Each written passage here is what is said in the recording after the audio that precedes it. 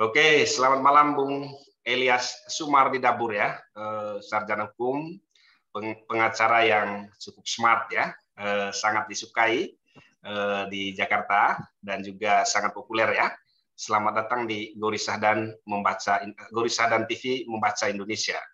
Nah, Gorisah dan TV Membaca Indonesia ini dengan 3 metode.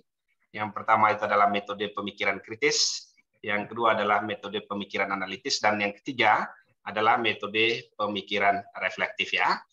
Gorisah dan TV Membaca Indonesia sangat bangga pada hari ini, malam hari ini, Bung Elias Sumardi Dabur ya, pengacara baru yang sangat terkenal, menghadiri undangan Gorisah dan TV ke studio Gorisah dan TV untuk membahas tentang hubungan antara hukum dan politik ya. Kayaknya relasi antara hukum dan politik ini tidak hanya relasi yang mutualistik ya, tetapi juga seringkali relasinya itu hegemonik dan dominatif ya. Kadang-kadang hukum yang mendominasi, khususnya di negara modern ya. Kemudian kadang-kadang politik yang mendominasi ya. Dan saya mengundang secara khusus Bung Elias pada malam hari ini untuk menguraikan ya 3 pertanyaan besar ya. Yang pertama, bagaimana hubungan hukum dan politik? Dan yang kedua, apa saja persoalan-persoalan yang terkait dengan hubungan antara hukum dan politik selama ini? Dan yang ketiga, bagaimana sebaiknya hubungan yang pantas ya, yang layak ya antara hukum dan politik ya. Waktu dan kesempatan kepada Bung Elias ya, sekitar 20 menit mulai dari sekarang ya. Silakan Bung Eli. Selamat malam, terima kasih Bung Gregorius Sahdan, kandidat doktor dari Universitas Diponegoro. Siap. Para pemirsa Goris Sahdan TV, beliau ini adalah intelektual muda, kawan juang lama ya. Sejak kami sama-sama bekerja, beliau memang sangat tertarik pada dunia intelektual. Sehingga tidak heran kalau saat ini Bung Goris menempuh pendidikan S3 atau doktor, dan di sela-sela itu membagikan ya, terus semangat membagikan pencerahan pengetahuan. Nah, kalau sebelumnya Bung Goris sering menulis, dan saat ini mencoba untuk menjangkau sebanyak mungkin masyarakat melalui Gorisah dan TV. Saya kira ini suatu yang sangat positif, Bung Goris, dan harus semangat. Nah, sekarang kita kembali pada pertanyaan atau pengantar yang tadi disampaikan Bung Gregorius tentang hubungan hukum dan politik. Nah, kalau kita mempelajari teori hukum, ada bagian tertentu ya di dalamnya, maksud saya, yang mengulas tentang daya laku hukum. Nah, pada subbagian ini dibahas tentang hukum dan politik, hukum dan negara, hukum dan kekuasaan, dan implementasi hukum dan ketertiban. Nah, pemirsa Gorisah dan TV yang saya banggakan, sebelum membahas relasi hukum dan politik, saya merasa perlu untuk menegaskan bahwa kalau kita bicara hukum yang usianya setua usia kehidupan bersama manusia, sesungguhnya hukum itu luas dan dalam ya, lebih luas dari undang-undang atau peraturan tertulis. Jadi selama ini kan dalam pembicaraan atau percakapan sehari-hari sering kita menyamakan hukum dan undang-undang ya, tertukar pemakaiannya. Padahal hukum itu lebih luas ya dari undang-undang.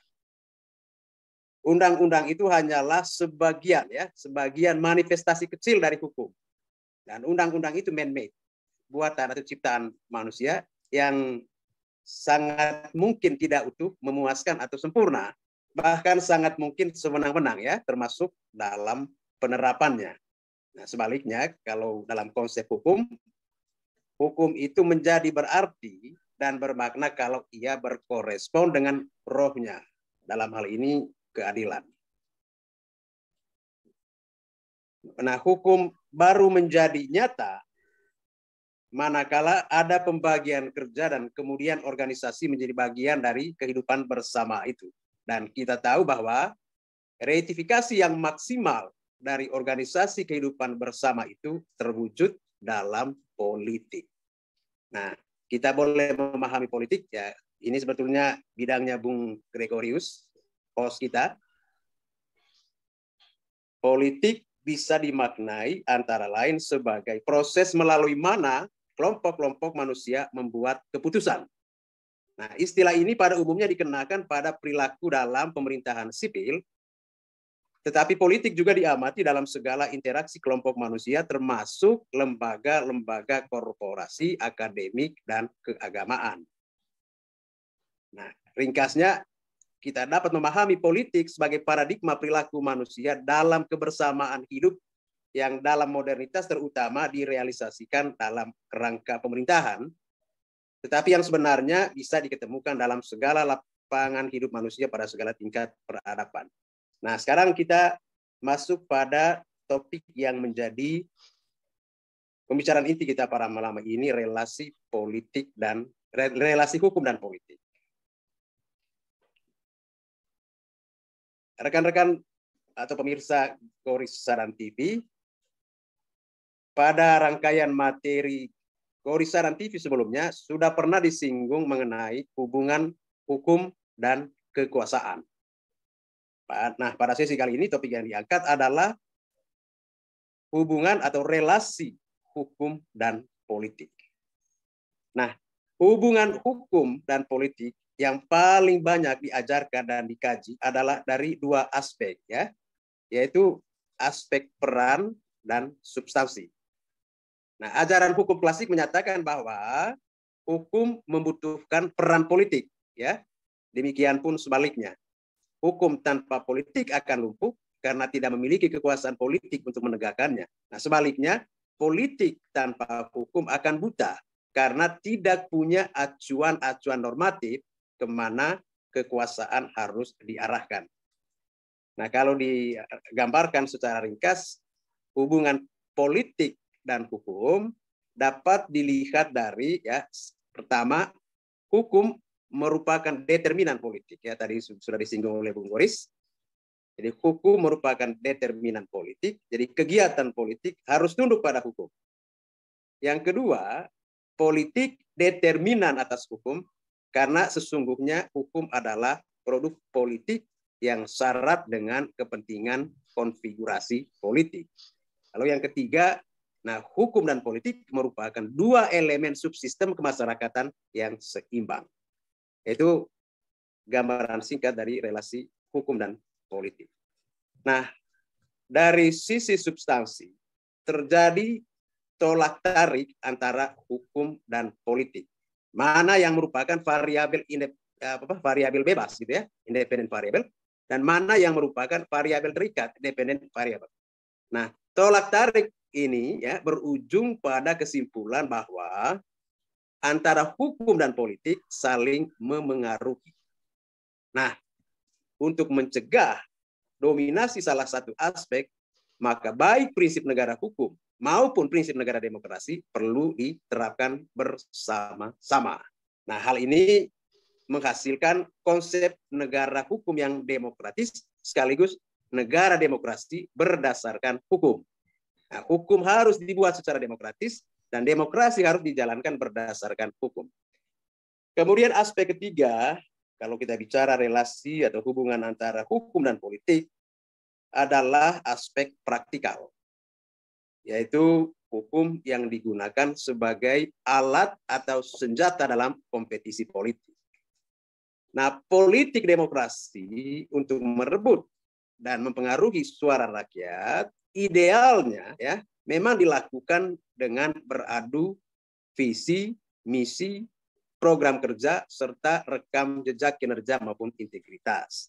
Namun praktik politik dapat dan kadang-kala tergelincir dengan menghalalkan segala cara.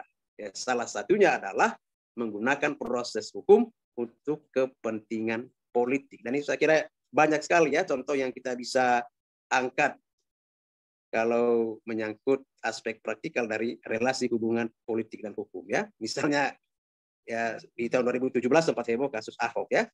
Jadi sasaran dari penggunaan politik untuk kepentingan kompetisi politik ini bukan vonis hukumannya, ya, melainkan proses hukum berkepanjangan dengan harapan, ya, akan menurunkan popularitas dan elektabilitas.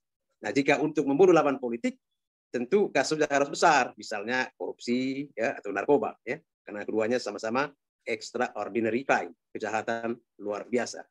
Jadi sasarannya adalah vonis hukuman berat disertai dengan hukuman tambahan pencabutan hak politik, ya, itu kalau kasus yang kategorinya berat. Nah, ungkapan hukum sebagai alat politik memang tidak pernah dideskripsikan secara terbuka karena memang tidak dapat dibuktikan secara hukum, ya.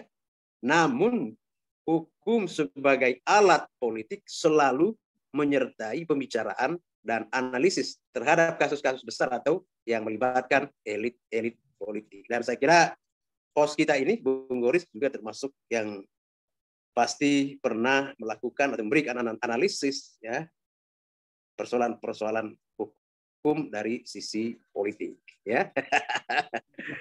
Nah, pemirsa Goris Saran TV, ya, terkait dengan aspek praktikal ini, ya, terutama dalam kompetisi politik, jadi vonis atau menggunakan isu politik atau memidanakan seseorang, ya, tidak selalu berkorespon dengan memenjarakan seseorang, ya, tapi lebih pada semangat, ya, bahwa musuh atau lawan politik dapat ditangkap, ya, dan beberapa narapidana bisa menjalankan hukuman sampai selesai. Nah, itu kalau kita melihat aspek praktikal dari relasi politik dan hukum. Jadi sekedar untuk, ya, menegaskan kembali, ya, relasi politik dan hukum ini, kalau kita bicara tentang hubungan hukum dan politik, sebetulnya kita berbicara bagaimana hukum bekerja dalam sebuah situasi politik tertentu. Nah, dalam hal ini yang dimaksud adalah hukum sebagai perwujudan dari nilai-nilai yang berkembang, dan nilai-nilai yang dimaksud adalah keadilan, justice. Dengan demikian, idealnya hukum dibuat dengan mempertimbangkan adanya kepentingan untuk mewujudkan nilai-nilai keadilan tersebut. Nah, dengan ciri-ciri mengandung perintah dan larangan, menuntut kepatuhan dan adanya sanksi, maka hukum yang berjalan akan menciptakan ketertiban dan keadilan di masyarakat. Nah, hukum sebagai salah satu kaidah yang dipositifkan secara resmi oleh penguasa negara adalah sebuah produk dari kegiatan politik yang dapat terbaca dari konteks dan kepentingan yang melahirkan hukum itu dan bagaimana hukum tersebut dijalankan. Berbeda misalnya dengan kaidah agama yang didasarkan pada ketaatan individu pada Tuhan, atau kaidah kesusilaan misalnya, serta kesopanan yang didasarkan pada suara hati atau dasar-dasar kepatutan dan kebiasaan. Nah, kaidah hukum ini dibuat untuk memberikan sanksi secara langsung yang didasarkan pada tindakan nyata atas apa yang disepakati atau ditetapkan sebagai bentuk pelanggaran berdasarkan keputusan politik. Nah, dengan dasar ini, maka dapat disimpulkan bahwa keadilan akan dapat terwujud apabila aktivitas politik yang melahirkan produk-produk hukum memang berpihak pada nilai-nilai keadilan itu sendiri. Nah, terlepas bahwa dalam prosesnya kerja lembaga-lembaga hukum harus bekerja secara independen untuk dapat memberikan kepastian dan perlindungan hukum, dasar dari pembentukan hukum itu sendiri yang dilakukan oleh lembaga-lembaga politik juga harus mengandung prinsip-prinsip membangun supremasi hukum yang berkeadilan. Nah, dengan kata lain, tugas hukum adalah membuat penyelenggaraan politik itu menjadi manusiawi. Apalagi jika penyelenggaraan politik pada akhirnya melibatkan menempatkan banyak kekuasaan yang memang diperlukan untuk mengkonvergensikan perilaku orang banyak menuju ketertiban dan jika dimungkinkan juga menuju keadilan. Dengan demikian menjadi jelas bahwa fungsi hukum itu untuk memberadabkan ya atau memanusiakan penggunaan kekuasaan. Itu seharusnya ya tugas dari hukum. Nah, bagaimana ya agar hukum itu ya tetap perkasa ya, tidak tunduk di bawah politik. Maka atau juga untuk mencapai tujuannya yang kita idealkan tadi itu keadilan. Maka salah satu jalan atau cara yang harus kita lakukan adalah partisipasi masyarakat dalam mengawasi ya. Kalau dalam pandangan filsuf Yunani Aristoteles dia bilang a state exists for the sake of good life and not for the sake of life only ya, bahwa negara itu berdiri untuk sebuah kesejahteraan kehidupan ya, bukan sekedar kehidupan itu sendiri. Nah, untuk sebuah kehidupan yang demokratis, maka rule of law, penegakan hukum hanya akan terwujud jika rakyat berpartisipasi melakukan apa yang oleh David Bentham sebagai kegiatan popular control over collective decision making and equality of rights in the exercise of that control ya. Jadi kegiatan atau partisipasi masyarakat ya dalam pembuatan keputusan dan memastikan bahwa kesetaraan, kesederajatan itu tercipta atau terbentuk ya. Dan disinilah berlaku kontrol yang efektif untuk meminimalisir penyalahgunaan wewenang pada sistem hukum kita. Nah, saya kira Bung Gregorius, owner dan host Goris Saran TV, juga para pemirsa, subscriber setia kanal atau media TV Goris Saran TV ini, gambaran singkat ya atau pengantar singkat terkait dengan hubungan politik dan hukum ya. Tentu akan memerlukan waktu yang panjang karena ini topik yang sangat luas, tapi kita mencoba untuk meringkasnya dalam waktu singkat. Saya kira itu ya, Bung Gregorius, juga para pemirsa. Mungkin Bung Eli perlu menyampaikan beberapa contoh kekuasaan yang mengatasnamakan hukum itu sebagai atau mempersonifikasi hukum ya, hukum itu sebagai harta milik gitu, bukan untuk peradaban politik atau bukan untuk menegakkan keadilan ya. Misalnya Soeharto dulu pernah mengatakan sabda pandeta ratu ya.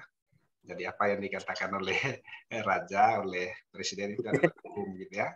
Atau Raja Henry VII ya, raja Perancis ya, yang pernah mengatakan bahwa hukum adalah saya gitu. Silakan. Ya. Memang kalau kita memperhatikan pasca reformasi ya, kecenderungan ke arah itu ada, akan tetapi berkat kontrol yang luas dari masyarakat dipastikan tidak sampai terjadi lah ya, tidak sampai. Sejauh ini saya amati selalu ada kecenderungan untuk menjadikan hukum sebagai personifikasi diri ya penguasa. Kalau kata si Louis XIV, Louis XIV, Raja Louis itu dari Perancis, bahwa negara adalah saya, leta semua. Tapi selama masa reformasi ini, upaya ke arah itu ya, selalu ada, tapi tidak sampai menjadi kenyataan. Ya paling banyak, paling sering terjadi menggunakan ya seperti tadi saya sudah sempat singgung, menjadikan kekuasaan itu sebagai alat, menjadikan hukum itu sebagai alat kekuasaan politik ya. Banyak contoh yang kita bisa perhatikan ya, kasus Ahok atau beberapa kasus lain yang orang menggunakan hukum sebagai alat untuk kepentingan politik. Atau mungkin juga karena misalnya reformasi politik di Indonesia ya, itu telah membuat hukum itu membuat aturan tentang pembatasan kekuasaan ya. Dan di mana-mana negara-negara modern, negara demokrasi itu mengatur tentang pembatasan kekuasaan ya, supaya personifikasi kekuasaan atas hukum itu menjadi sangat terhindarkan ya, atau tidak pernah terjadi lagi ya. Seperti di Amerika kan untuk menjadi presiden itu ya, persis, bisa 2 periode ya. Di Indonesia 2 periode juga, tetapi juga ada jeda untuk 3 periode. Persis ya, persis terjadi seperti itu ya, Bung Goris. Ya lebih karena ada pemisahan yang jelas ya dengan konsep trias politika sehingga menghindarkan kita dari kecenderungan seperti yang tadi saya katakan itu. Nah, tapi selalu ada upaya, Ya, misalnya kayak sekarang ini kita tidak tahu ke arah mana wacana presiden tiga periode ini akan mengarah ya. Nah, kalau itu terjadi kan ini menurut saya suatu setback ya, suatu kemunduran suatu kemunduran dan bentuk dari ketidakkonsistenan, tidak adanya komitmen pada negara hukum demokrasi yang telah kita tetapkan, yang telah kita bangun dan perjuangkan selama ini. Makanya itu saya termasuk orang yang menyerukan pentingnya kontrol, ya tekanan, ya suara dari berbagai pihak untuk memastikan bahwa kita tetap berjalan pada rel, ya pada pilar-pilar yang telah kita sepakati bersama selama ini. Ya, antara lain misalnya terkait dengan pembatasan kekuasaan yang maksimal 2 periode. Jangan sampai kita tergoda untuk 3 periode, 4 periode, sehebat apapun presiden yang bersangkutan, ya kan? Karena itu sudah kalau orang katakan makin lama di kekuasaan itu cenderung makin korup ya. Ini yang kecenderungan seperti ini yang harus kita hindari. Jangan sampai kita tergoda, masyarakat sipil tergoda untuk mengiyakan atau menyetujui wacana-wacana seperti itu. Oke, Bung Eli, tolong dibuatkan rekomendasi terkait bagaimana sih relasi yang benar antara hukum dan politik itu. Satu kata aja. Nah, relasi yang baik itu seharusnya ya membiarkan hukum itu bekerja ya sesuai dengan dasar-dasar atau prinsip-prinsipnya ya. Biarkanlah prinsip-prinsip itu menjadi pedoman bagi politik termasuk para pelaku politik.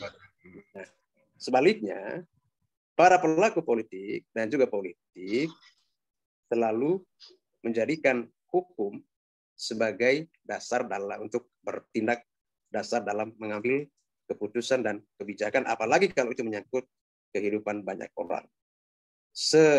Sederhana atau seterbatas apapun hukum, tapi setidaknya dia menjadi suatu pedoman yang disepakati dalam kehidupan bersama. Saya kira itu, Bung Boris. Oke, terima kasih Bung Ilyas ya untuk closing statement ya. Kira-kira apa nih yang bisa disampaikan oleh Bung Ilyas terkait dengan pemirsa Gurih Sadam TV di seluruh Indonesia supaya mereka menjadi tambah cerdas, tambah kritis ya terkait dengan relasi hukum dan politik ya. Ya, saya melalui kanal atau saluran Gurih Sadam TV mengharapkan seluruh ya sahabat setia Gurih Sadam TV dapat menjadi pelaku perubahan, orang-orang yang kritis ya terhadap kekuasaan, terhadap praktik politik. Saya berharap bahwa kita semua menjadi suatu lingkaran strategik orang yang mengedepankan peradaban yang berbasis hukum dan demokrasi. Itu ya, teman-teman. Oke, terima kasih banyak Bung Ilyas ya. Gurih Sadam TV memberikan apresiasi kepada Bung Ilyas ya. Kanal Gurih Sadam TV Membaca Indonesia ini sekaligus sebagai media ya, supaya Bung Ilyas makin dikenal di kalangan luas ya. Terutama Gurih Sadam TV ini jangkauannya itu adalah masyarakat akademik ya, masyarakat intelektual ya, karena kita punya mahasiswa yang cukup banyak, juga mereka ingin belajar banyak hal ya terkait dengan apa yang pengetahuan yang tidak diproduksi di kelas ya, sehingga kemudian melalui kanal Gurih Sadam TV ini mereka kemudian memperoleh pengetahuan dan juga saya rasa apa yang disampaikan oleh Bung Ilyas sudah menjadi inspirasi ya untuk masyarakat umum ya, terutama juga terhadap mahasiswa ya. Terima kasih banyak Bung Ilyas sudah bergabung di Oke, Bung Goris. Ya, terima Selamat kasih. malam, Salam sehat dan selalu sukses. sehat, tetap semangat untuk mengkawal Indonesia menjadi lebih baik ya. Terima kasih. Top. Terima kasih, terima kasih. Salam sukses untuk Goris Saran TV. Malam. Selamat malam.